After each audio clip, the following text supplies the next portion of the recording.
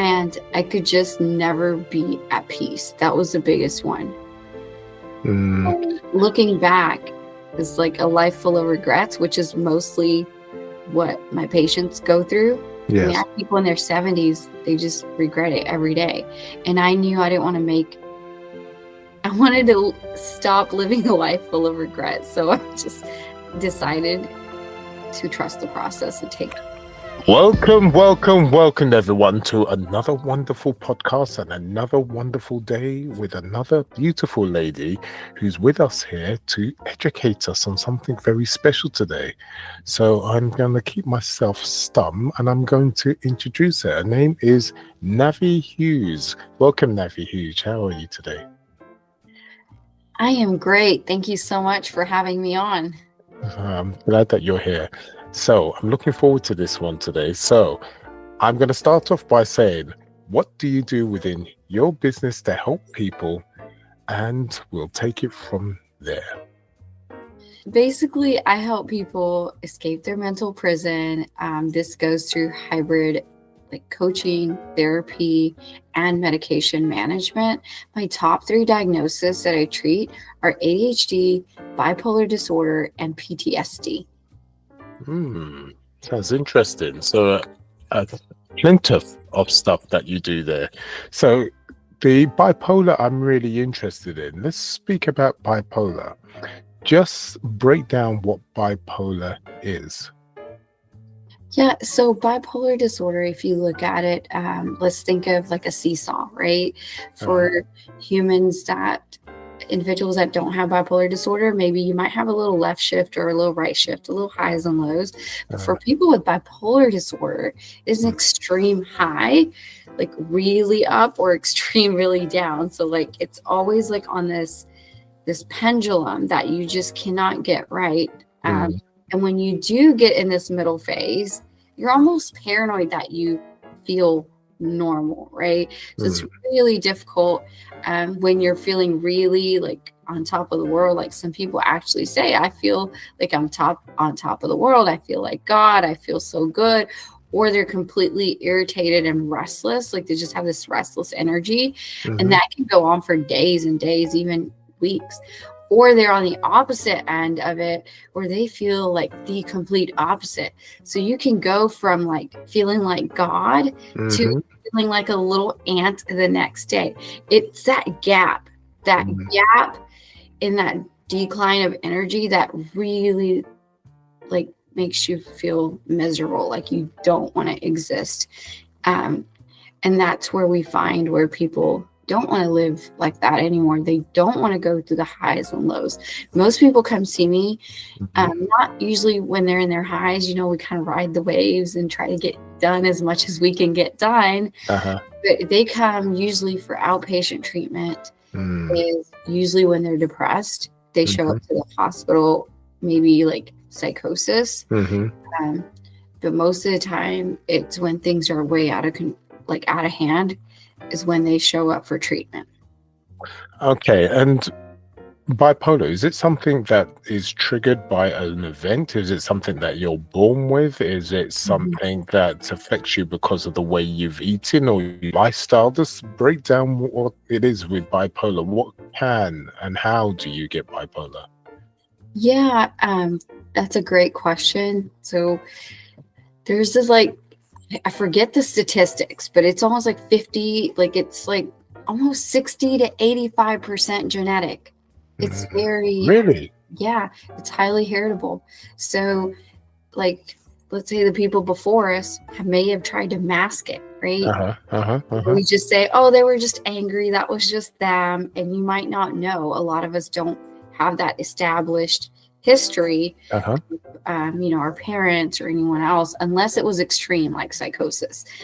Don't really have good history, but it is inherited. So one, I don't want you to blame yourself for it, but I do want you to take accountability and get control of the symptoms. So that it's hereditary. Yes, environment can have triggers. We find women in their 20s when it's their peak stress time, either going to college or having giving childbirth, something like that, like a triggering event. Big stressors can trigger a flare-up.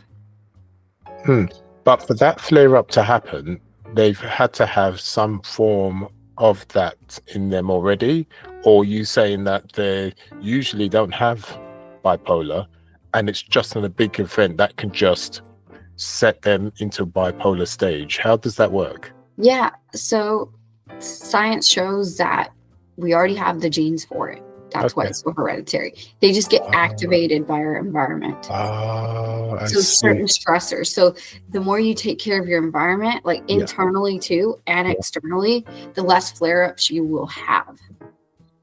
I see. So when they come to you and they've obviously usually in a state of depression and feeling really, really low, what do you do? Is it the first thing you do is try to look to see if there's history, and then see if from there working it backwards in, so to see if they can, because I take it's bipolar isn't just a general blanket.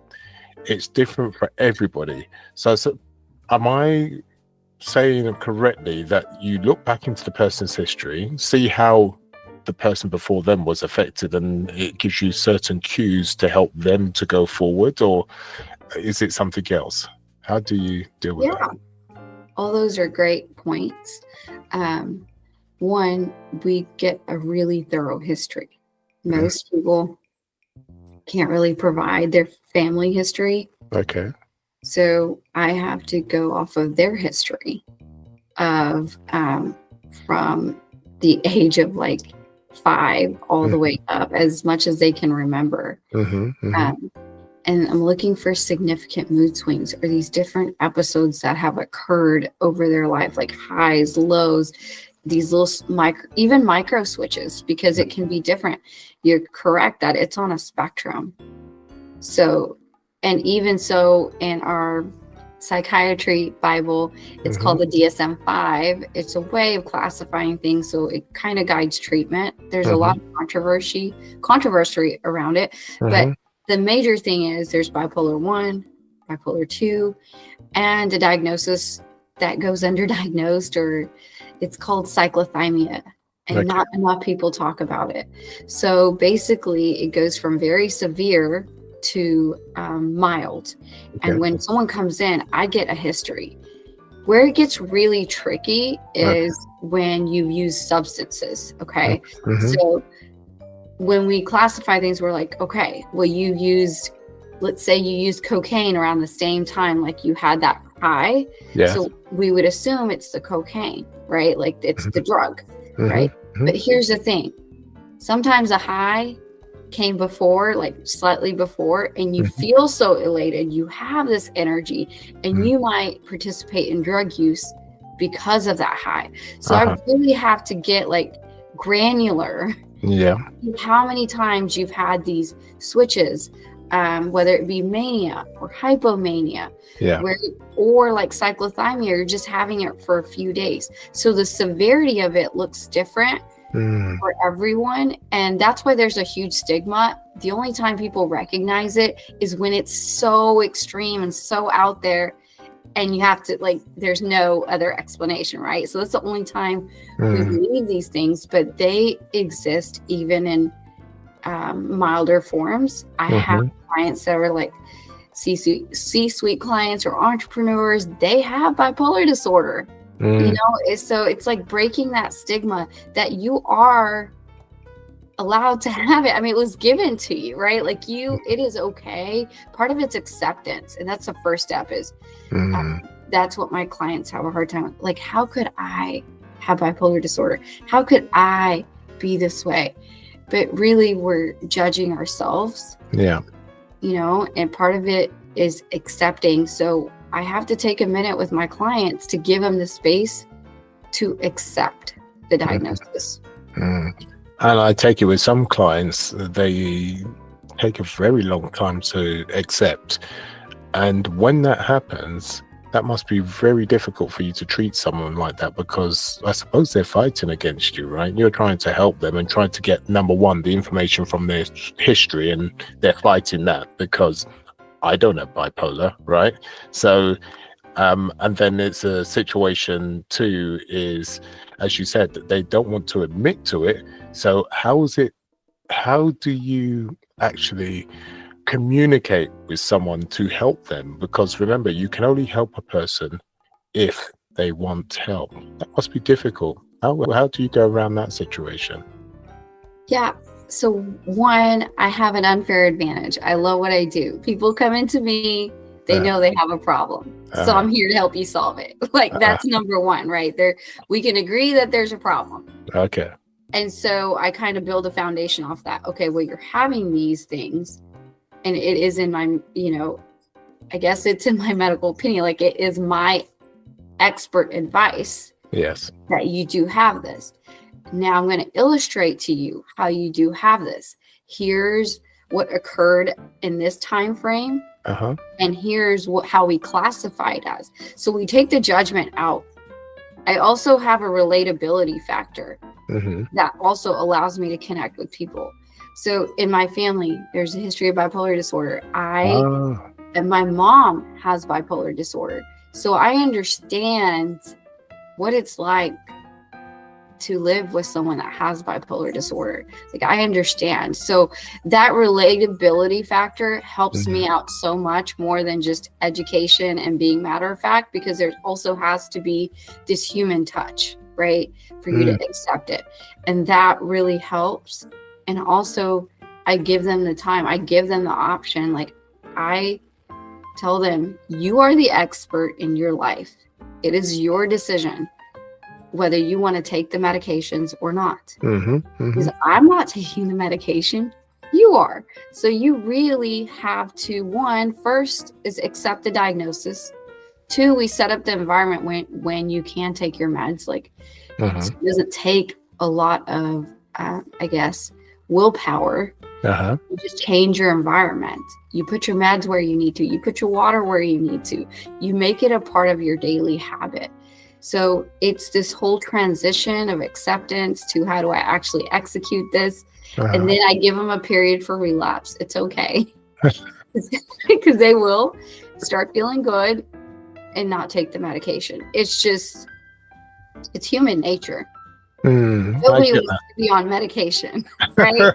Nobody wants to need a coach, right? Yeah. But part of it's just accepting it and surrendering to it. It's like picking your poison. Do I want to live with what I've been living with for years, or do I want to do something different and change it? And it really comes down to that question. Okay, you said that your mother's got bipolar, and did you say you have bipolar? Yes. So this is where the genetic thing is coming into it. So okay, you can blame your mother, right? And say mum is your fault. Right? So okay, so let's talk about that. I mean, when you was growing up, it must have been quite difficult for you for certain things happening within yourself and within your mother. So just tell me what triggers that were happening as you were growing up from bipolar, so people can, really connect with that. So as far as my mom goes, there was a lot of abuse and neglect at the same time. So neglect when she was in her depressive episodes, there was no connection. When you're all the way from birth to, like, I would say like 9, like you're forming all these connections, this bond, this attachment style. So mine was really impacted, and I feel like it caused a delay in my growth because I didn't have that. It was very unpredictable. And during her manic phases, and there was psychosis involved, a lot of impulsive behaviors. And that was the unpredictability time. That was the time, she stopped taking her meds. And that was a scary time. So you just kind of live on life on edge. And you just think everyone's like this, right? Like everyone's either high or they're low. It's just another day, right? So you kind of get in that mindset, and that alone is traumatic for a child. Yeah, because a child needs consistency, don't they? They need something to really grab onto. And so that was very difficult for you. So obviously you didn't know any different. A child is a child. If your environment is as such, whatever that such is, that's all you know, right?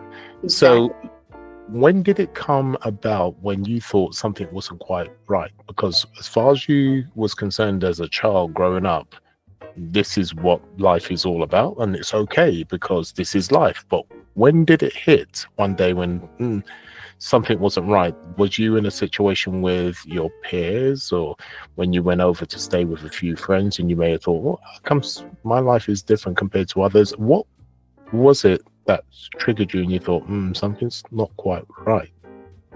Right. So I think as a child, there's a level of acceptance. Like, this is what it is, right? It's just the way it is.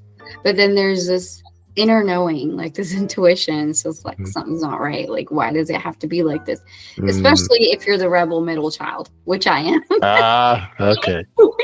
And you look at all the other children. Well, there's Ashley next door. Ashley gets all this love. Her mom spends time with her. Her mom does her hair. They go out together. Why don't I have that? Why doesn't my mom love me in the same way? Why do I get all this hate? Especially like during the manic episodes, her words cut like a knife. Yeah. And so it perpetuated this whole cycle of self-hate, which I've had to work on years and years to kind of get rid of. But it's hard when it becomes your own voice. Like it literally becomes your own voice. Like, you're not pretty enough. You're not good enough. You're not smart enough. You don't look like this beautiful, blonde, blue-eyed, beautiful girl next door, right? Yeah. So that's the way I struggled with her. But with me, I had no idea because it wasn't so severe. I wasn't psychotic. I wasn't having these big, distinct switches. Okay. To my knowledge. But hindsight 2020, I actually was. That was very difficult for you to find out something wasn't right with yourself. So as you said, you particularly didn't have these big swings like your mother. So what made you to get diagnosed yourself? What changed for you to think, I think I've got a bit of that, considering that you didn't have these huge swings? So when did that change? When did that change up? I think it just compiled. When I was a child, I ran away a lot, right? So there were mood swings there that impacted my behavior. Then there was a teenage pregnancy. And then I dropped out of school, went back to school. There's all these changes. And then I lost my husband. And then I went back to school. I had my third child. And it just never dawned on me, or I didn't even want to admit it, or it didn't even register like I could have a problem, because I'm like, I'm so resilient. You have your resilient mask on, and it just gets hidden in there until it starts showing up in panic attacks. Like, you're helping clients and you can't fully be present because you feel like your whole world's shaking while they're talking, and you're having this internal panic attack. And I'm like, okay, I can handle the panic attacks. Fine. I'll deal with them. But then one night, we had to call the ambulance. I never call the ambulance on myself. And I felt every nerve in my body, I could feel it in my spinal cord, every nerve traveling up to the back of my brain. I was losing it. I was in fetal position.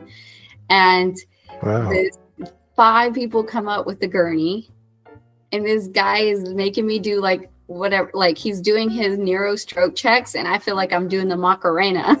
Oh, God. And the other one's trying to check, how my heart is doing, because I was having chest pressure.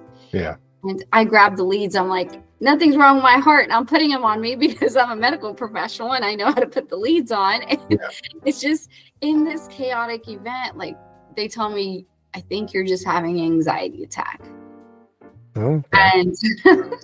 And this is at 3 a.m. Everyone's sitting around me, 5 guys, my husband, 2 kids. And it was that moment of, okay, I got to do something about this. So I started therapy. Okay. I didn't think I needed it. because I was that typical person. Everyone around me needs to change. I don't need it. Like, I'm doing great, And so it's just that story you keep telling yourself that I kept telling myself.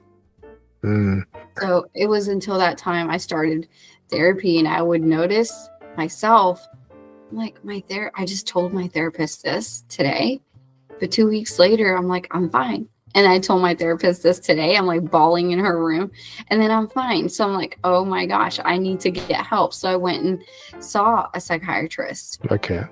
And after that, she prescribed medication. I didn't take it for the first 6 months. I was like, I knew better. I was a mental health professional at that time.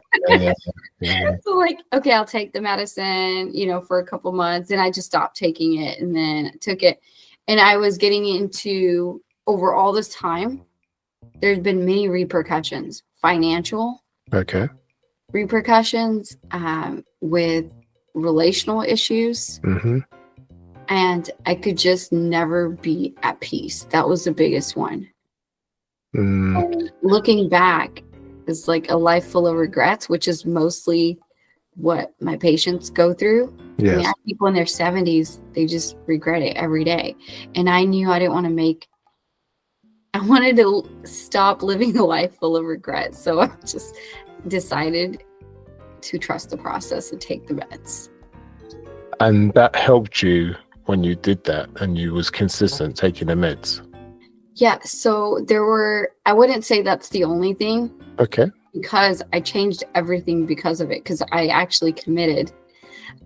So social rhythms therapy is a whole different thing. Basically, it's getting on a consistent schedule, sleep-wake cycle. Okay. Making sure you have a structure for your day. Now, you're allowed to have flexibility, but it's more about consistency. Okay, that's really interesting. Let's talk about more of the social rhythm, because the therapies would be interesting to talk about. So let's speak about because it sounds quite unusual. It sounds like, all you have to do is find a party and then you're social and you're okay. There's more to it than that. So I'm not going to simplify it like that. I'll let you be the expert. That's quite the opposite. But I thought it might be. So yeah, let's hear from you. What does social therapy mean? Yeah, so in a sense, it's just basically creating this stable daily routines, sleeping, eating, working, and just balancing your life. Also, obviously, social activities, because that's good for the brain, but it's balancing these activities.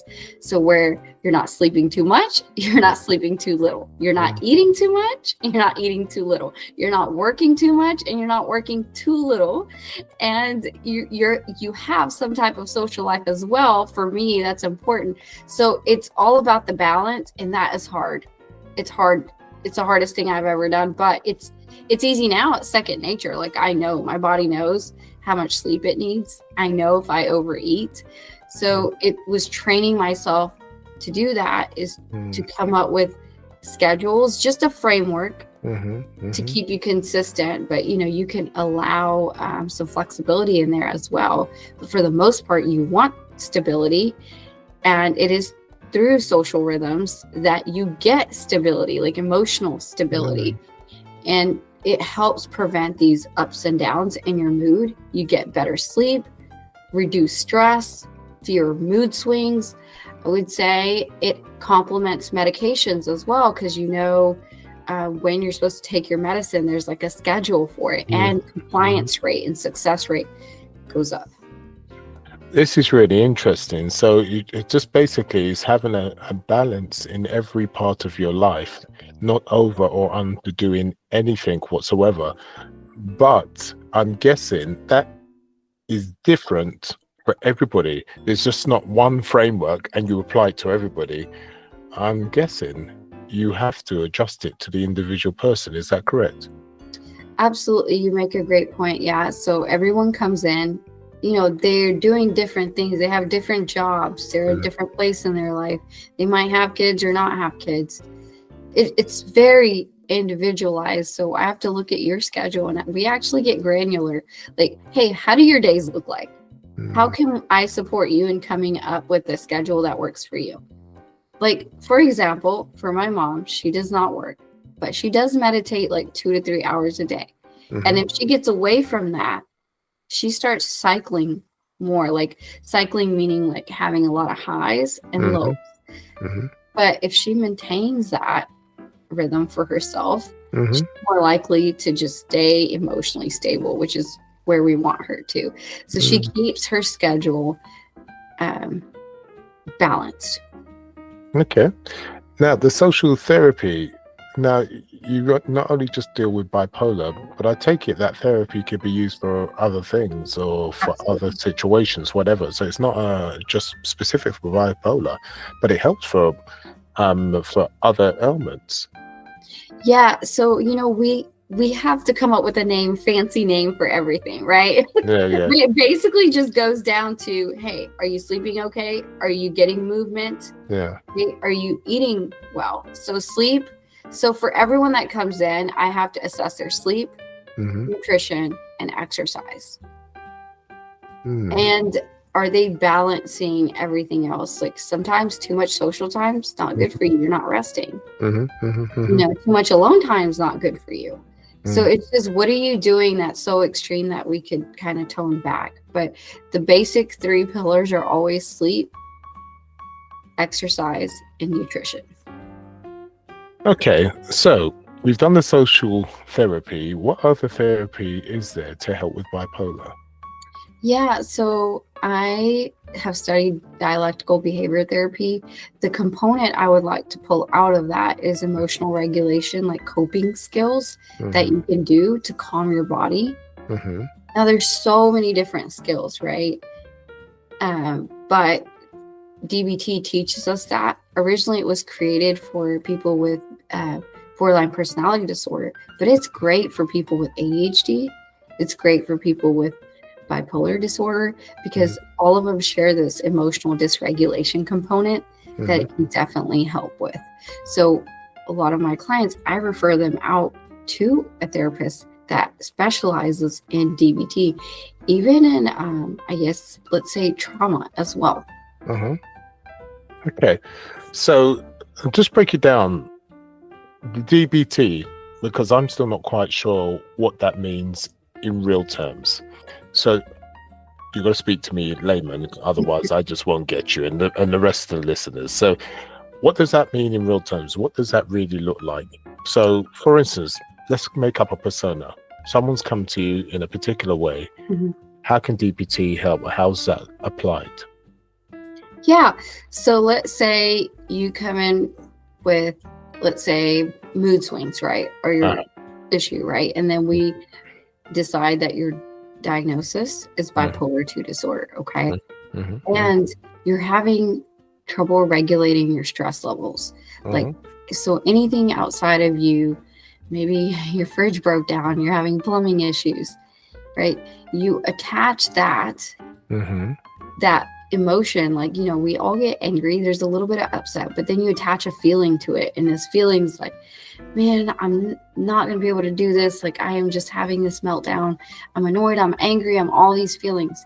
So usually they stick with those feelings, and then those feelings can lead to a huge, like, my mom would call them brain attacks, but a manic period, right? Because you've let that fester for so long, you prolong that stress in your body, in your mind, and now you're going to have this big, huge attack. Yes. So DBT comes in to kind of help you look at what would your logical mind and your emotional mind come up with together for that situation. So yes, maybe your fridge broke down or you're having plumbing issues. But yes, also, can you get through it? Is it true it's going to ruin your life? Probably not. So it's like using 2 different parts of your mind to make a wise mind decision. The logic side and the emotional mind to make a wise decision, because we can't ignore the emotional side and we can't ignore the logical side. So it's like combining those 2. And then you go through which is part of my emotional intelligence course, is emotional regulation techniques of how can I effectively carry this out so I don't go in through these episodes of high stress, prolonged stress, through all these hypomanic and manic and depressive phases, all because those emotions built up and spiraled out of control. Yeah, that's really interesting. Well, I understood that, so thank you for putting it in layman terms. Any other therapies that will be interesting to learn about? For the most part, it would be for bipolar disorder. I would say that those are my main like top favorites. But with bipolar disorder, when you have to remember when you are in an episode of hypomania or mania, there is really no therapy that can, I guess, talk you out of it. Because the feeling is so real. Like if I want to go buy that $100,000 piece of land or whatever that decision is, the feeling is so strong. Most of the therapy that's going to work is medication to kind of lower or balance that down, like that feeling of you just have to do this, whatever that impulsive choice is. Now, if you feel it coming on, yes, I tell my clients, hey, sedate yourself, go to bed at night, reset your brain, make sure if you're feeling that high energy come along, de-stress yourself, do those emotional regulation skills, like tap into your vagus nerve, which means like take some deep breaths, put an ice pack on your back right here, whatever it takes to calm your nervous system down, and then go to sleep so you can have a better day. It's like just resetting again the hardware. No, I know, I understand what you're saying there. That's really, really intense. So bipolar 1 or 2, what is the difference between the two? Yeah, so there is a big difference. So bipolar 1, you can have depressive episodes, but you definitely don't have to qualify for the diagnosis. But it's more if that episode lasted for 7 days, meaning the severity of it was long, or if you ended up hospitalized because of it, or if you're having psychosis because of it. It's really about that severity of it. And the way we classify it is 7 or more days of that high energy episode where you're not sleeping okay, you're taking on new projects, maybe you're irritable, maybe you feel like you're on top of the world. And we look at timeline. Right. Okay. So the severe part of it is number 1, and the less severe is number 2. So, but yes, bipolar 2 disorder, the way we qualify for that diagnosis, or the criteria, I would say, is there's a high and then there's a low, at least for 4 days or so. You know, like we give these rigid lines, but it really gets different. I get that. But at least, 4 days of having this high swing where your sleep is affected. I've had a patient build a whole pond, like a frog pond in the back over like 4 days. And then, so you take on all these projects, you're going. Maybe you got 3 hours of sleep and you still feel energized. And then there's this switch, and then comes the depressive episode. And that is really hard for people because that's where their guilt kicks in, regrets kick in. You're like, I was this person yesterday. I started all these things, but now I'm just down, depressed, paralyzed in bed. Like I feel worthless. So that is more like bipolar 2. I feel like bipolar disorder, it's near and dear to my heart because it's one of the hardest disorders to live with and to treat because it impacts on every single level. And as far as down for, like, if you talk about the neurotransmitters, it involves many different ones, unlike depression, unlike, stress disorders. So bipolar disorder is kind of all of that. It hits your dopamine levels. Like sometimes you have so much that you could be in that hyperactive state. You could be in that psychosis. Or you don't have any at all, and we're trying to give you medication to regulate that dopamine, trying to depress it, but then you're in a state of depression. And your serotonin levels are all off too. Your norepinephrine levels are imbalanced. There's a stress response. And then the GABA is a molecule that helps kind of calm you down. That is off. It's imbalanced. And then your glutamate receptors, which don't get enough attention, they're like the exciting cells. They're off. So when you're manic, they're high, and then they get low. There's just so much imbalance.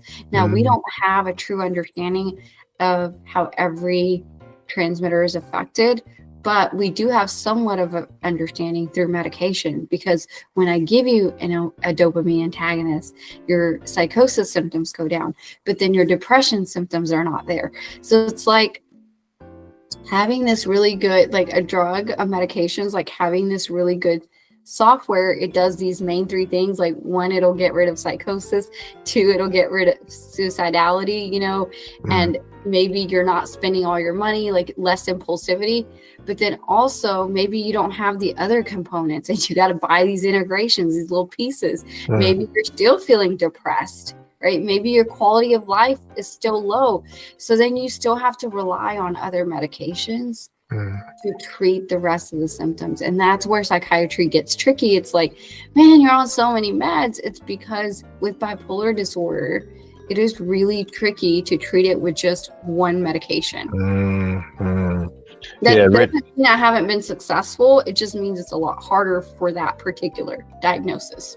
It seems like it's really complex to help someone with bipolar, to be honest, because it's unique to every single person, especially when you were speaking from the point of view the social therapy. And obviously that's got to be unique to every single person, because what one person is very good at and is very strong at, and then they have this lows in other social social situations. Another person completely different, or they have issues with food, or whatever the case may be. So it is a very tricky diagnosis. And is it quite difficult to diagnose compared to other, such as ADHD, autism, etc.? And why is it more tricky than the others? Okay, yeah, so that's a twofold question. It's a great question, though. So let's say you have depression symptoms, right? You might just go to your general practitioner and say, hey, I'm depressed and feeling down. So they might just give you an antidepressant like Prozac. Right. Like, okay, I'm taking it. The thing with Prozac is, if you have bipolar disorder, it can trigger more swings. It can actually worsen your symptoms. So in the medical field, your general practitioners aren't trained to do that thorough screening. So when people come to me, I am biased because I already know how it looks. It's easy for me to diagnose. So my sample size is a lot different than most people's. It's because, it's this familiarity, you track to, my bio and everything. Like, I have positioned myself as, here's how I help you, and here are the diagnosis. So when people come to me, I have that trained eye to look for that, because it's what's familiar to me. And it makes it a lot easier. It makes it a lot easier for me to help someone. So when I say, if you're not getting the right answers, always find a specialist if you're lost. And obviously you're the right person because you're living it, right? So of course you see the patterns straight away. And a lot of the time you don't have to ask many questions, because I've heard this before. I see this in you, and everything else. So what if someone suspects they've got bipolar? What should they do? What's the first thing they should do? The first thing that they can do is, one, I want them to fix their sleep, at least getting 8 hours. If they're not getting sleep, then we need to get you the medication. Make sure you're eating 2 to 3 meals a day. Make sure you're getting exercise. Those are things that don't cost you much, and you can do at home. Because when you come into my office, I'm going to ask you to work on that anyways. Now, obviously, when you're depressed or you're in a manic episode, you can't do all these things.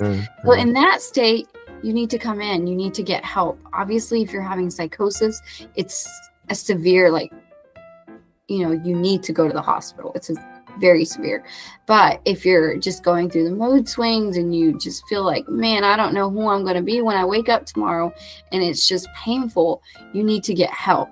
See a psychiatrist. See a therapist. You could even start there. And they can kind of, if you don't know, you can start with a therapist. Now, can they provide all the treatment for you?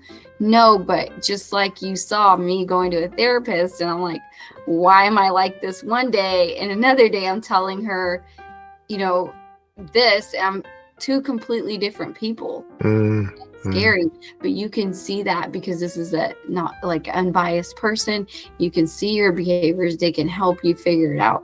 But definitely, as far as I know, for bipolar disorder, its medication is the treatment if you don't want the highs and the lows and you want to be emotionally stable. Okay, and does this affect men and women differently, or is it much so? Our research is biased. I'm going to tell you that. Most people I interact with are women. And that's what I've noticed. When I have had men come in, it's more socially accepted. Oh, they're just irritated, or they just drink. It's masked. It's masked a lot. And you're not, as men, you're not allowed to be emotionally vulnerable. You're not. Society doesn't say you can cry. Society doesn't say you can be sad or you can be happy. It's just like you have to maintain this stoic personality, which masks the symptoms. Because you just have to carry on through life and be a man. No, I get that. So when you find men coming to you, what is the difference between the man and the woman? When a woman comes to you, they're more open. When a man comes to you, they're more offish or not? Most men that come to me are ready for treatments. They bring a journal, they take notes, they're ready because they've already accepted it. But now I help a lot more women and children than I do men. And we're trying to make mental health mainstream. I want men to know that they are allowed to be vulnerable. They are allowed to have emotions. You just don't want to wake up one day and not enjoy your life. And then you see it play out in other ways. Like you have this existential life crisis. And it's just better to get on top of it, get the treatment, feel connected to your spouse, feel connected to life around you, to your kids, and actually live a happy life. Like you can have that. No, for sure. I can hear that. So if you had one thing to say and one piece of gold to a bipolar person, what would you say? I know that's restricted. I know that's tight. Like that one thing. That one thing. I would say try the medications. If they don't work for you, you can always switch your medications. You can always find a better medication. I would say for people with bipolar disorder, if you want to take control of your life, the medications are not a bad thing. They're not going to change your personality. We don't want them to change your personality, but they're definitely worth a shot. And with that said, thank you. Thank you for being on here. That's going to help a huge amount of people. How are people to get in touch with you if they need the support and the help? Yes, absolutely. You can go to my website, navihughes.com. You can also follow me on social media. I have a free de-stress guide to help busy professionals kind of keep calm and even keyed. So yes, navihughes.com. You can see more about my practice at empowermental.net as well. If you're in Texas or Oregon, I can help you. But in other ways I can help you is through emotional intelligence coaching as well.